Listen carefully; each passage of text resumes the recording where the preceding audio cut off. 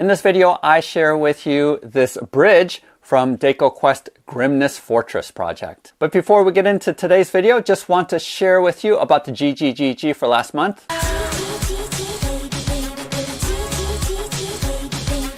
Each month, Bob the Beholder picks some of my Patreon supporters to receive gratitude gifts. And for this past month of April of 2022, Drew G received the DM Terrain Box by Mantic. Richard M received God Tier, the board game. James J received Hellboy, the board game. AJ received Spartacus, the board game. Garrett T received the $50 credit to spend on Mats by Mars. Jason S and Shane R received the all-in pledge for the Tycho Starport Kickstarter. And then Trace H received $100 to go towards a crowdfunder. Thank you so much to all of my Patreon supporters. You guys make this channel what it is. And thank you for all the ways that you support what happens here on Gaming Geek. For this month of May of 2022, this printed and painted bridge is one of the GGGGs, as well as a legendary pledge for Bardsung Kickstarter, a Wonderlands War Deluxe Edition with premium chips Kickstarter, a base set for Pro Acryl paints, and $100 to go towards a crowdfunder that the Patreon supporters are voting upon. Again, use the link below to go to my Patreon page to see all of the details. A while back, DecoQuest did have one of their first Kickstarters called the Grimness Fortress, where I did have one of the GGGGs be one of the towers that I had printed and painted. Matthew reached out to me as they are continuing to fulfill their pledges with all of these STL files, and this is a recent one that was released, this bridge, which I think is really cool looking. We have our intrepid heroes going across this bridge, battling the minions of hell in order to get to the other side. So I think this set is really thematic and looks really cool. And one of the things that I really appreciate about this STL file is that all of these lanterns are actually separate. I didn't have to separate them away from the STL file myself in order to modify it. That way I can spray prime it a different color than the rest of the bridge. So really appreciate how it is printer friendly. It prints without any supports required. And I print all of my terrain at 0.2mm height on my Prusa. This set actually does come out in 6 different pieces, but I went ahead so that I could print 2 of the pieces glued together rather than having seam lines. So right now these are in 3 pieces, and because I'm going to be shipping them, I didn't bother gluing it, but whoever does receive this should go ahead and just glue it all right away because there's no reason to keep them separate. Also, I do have a quick painting tutorial, but I am using the same methods that I've used in the past. So if you have seen any of my other painting tutorials, this is going to be really familiar. But this painted up really quickly. I think the Grimness Fortress Kickstarter definitely has an aesthetic to it that is grim. So according to the name, it is really appropriate. And he does have a lot of detail and distinct features in his models, but it all fits together and matches together. And so this piece, if you look at my tower, really matches that set as well and works well together. But this can be used as a centerpiece on your wargaming table if you do have a river going through it, or maybe a lava tabletop. Any of that would work really well, in addition to any RPGs or things like that where you have a thematic bridge. I also like that you do have these included grates that does slide in and out really easily, as well as this trapdoor right in the middle of the bridge. You are able to extend it out if you want to, just by printing out these center pieces more. So if you wanted this bridge to be super long, just continue to print out more of these middle pieces. Also, there are a bunch of other files that is available right now on My Mini Factory. Go ahead and use the link below to go to My Mini Factory, where you can go ahead and pick up the entire set. And at the time of filming, it is $55 for what was the original Kickstarter pledge. Check out my video for the tower and for that Kickstarter campaign if you want to see all the different pieces that was unlocked during the campaign. Relatively short video, but wanted to show this to you. And stick around if you want to see how I painted this up really quickly using craft paints. Otherwise, go ahead and hit that like button and subscribe, and we will see you next time. So I spray primed everything with this camouflage Krylon brown. And I used to prime anything that I'm going to paint gray with a slate gray, but they don't actually make that anymore. So now I just spray paint everything with this brown, because I found that it doesn't actually make that big of a difference when you're painting something gray to look like gray stone. Using brown actually works really well. And you'll see in the results that you can't even tell that you have a dark brown undercoat. We're going to grab some of the zinc Americana craft paint, and if you don't have Americana in your country, go ahead and just use the darkest gray that you can find. And I use a stiff hog's hair brush just because I like that it doesn't get the paint into the recesses that I want to keep this dark brown. So I put on a pretty thick layer of this because we're going to do another layer of gray, lighter gray on top of this. So this initial layer you actually want to get the most amount of paint on, and each successive layer is going to be less and less paint. So with this coat I actually go with the grain of the print, which is horizontal like this,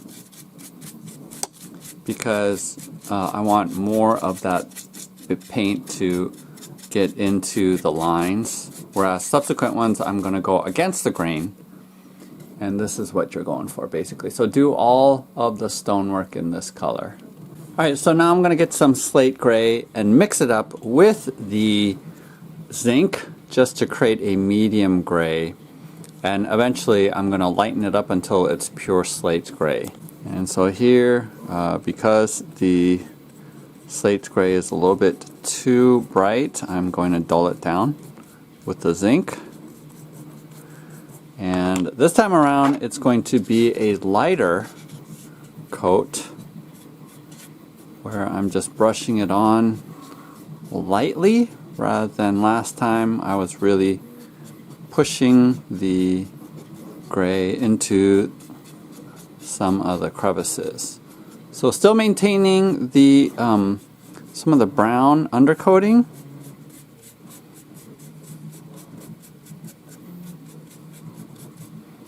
But this is the result we get by doing this dry brushing of this lighter gray.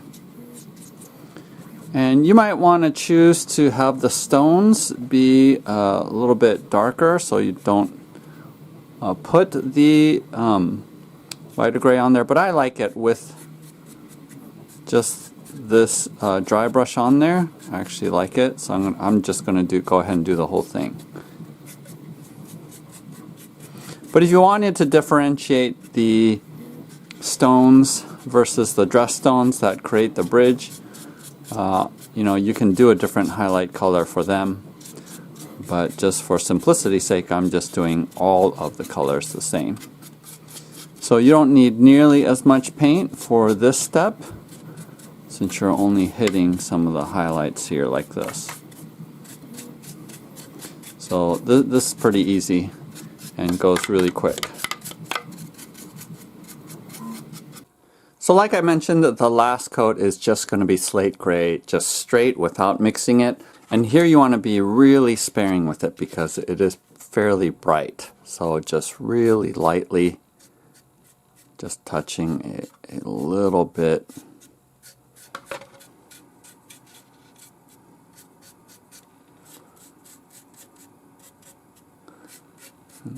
I'm going to focus it primarily on the dressed stone, like so. I don't know if you can even tell because the difference is so subtle, but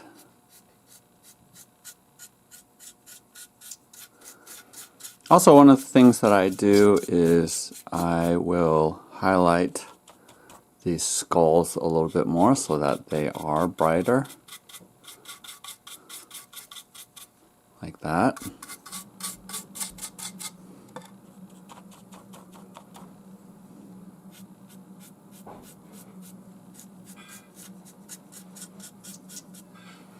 And that's pretty much it.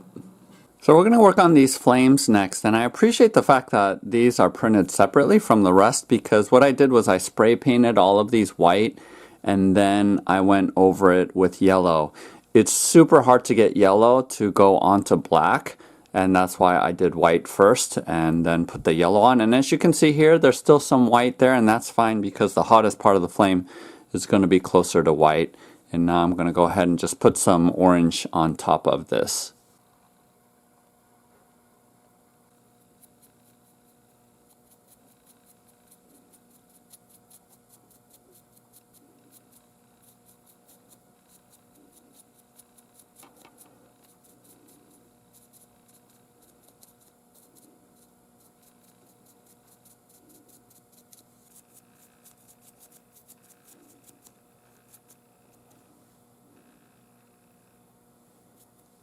If you wanted to, you could put a little bit of red, but I think just the orange for me is fine.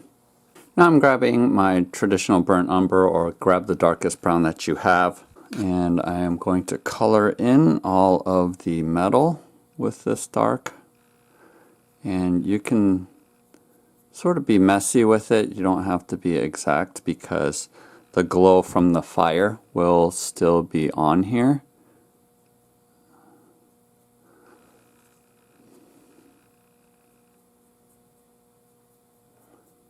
So what you're really doing is just distinguishing the metal from the flames.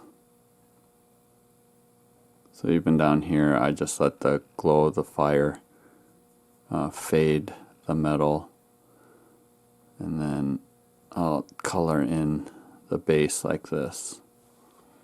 So go ahead and do that for all your pieces. We're also going to do all of these metal spikes, these metal rings that are found here as well. So do anything else that's going to be metal, just go over it with a brown. Grabbing some milk chocolate. You don't need too much of this, it's just for the wood here on the trapdoor. Burnt orange.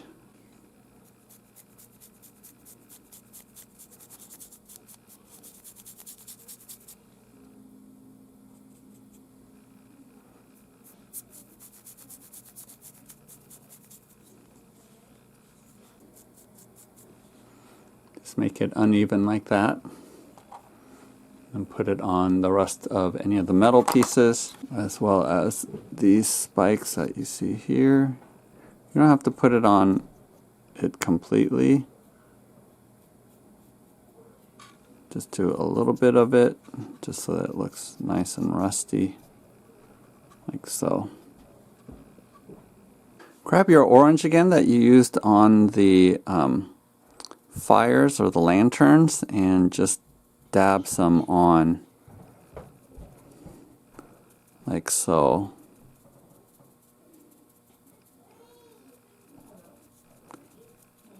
And this more sort of extreme rust that's on there, and that's what it looks like. So now with everything pretty much painted up, we go ahead and just use some super glue to put all of the torches on.